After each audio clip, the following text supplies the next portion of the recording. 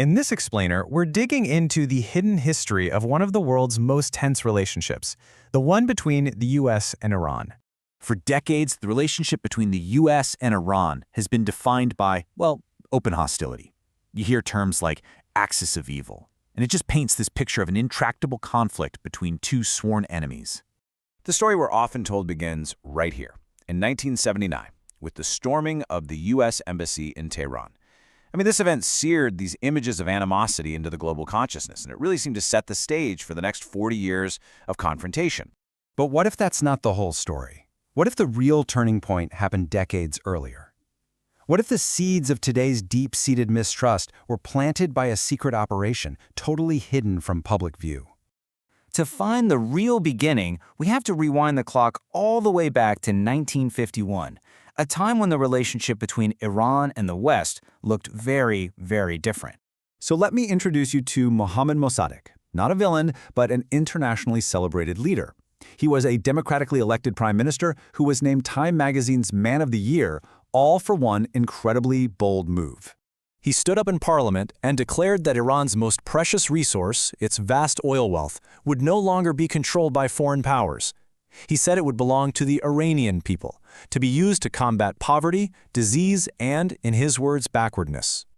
Now, to understand why this was so revolutionary and why it triggered such an explosive reaction, we need to look at the almost unbelievable deal that was in place right before this. The imbalance was just staggering.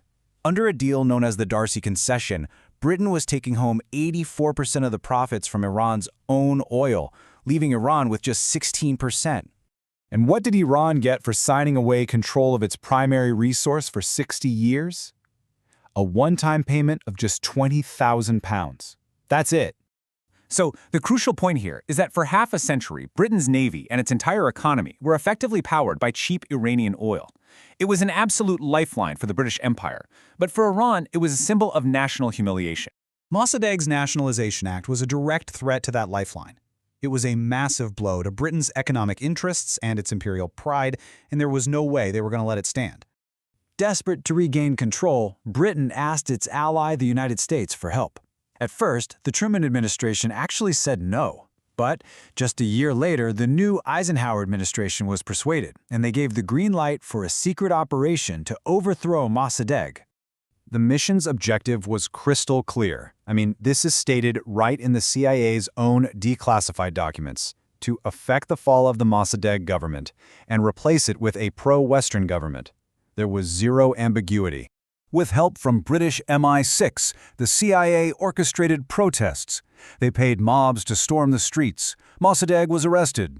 And just like that, in a matter of days, Iran's brief experiment with democracy was extinguished. So now let's look at the aftermath, because this is where we see how this single covert coup set the stage for decades of conflict, resentment, and revolution. You can literally draw a direct line.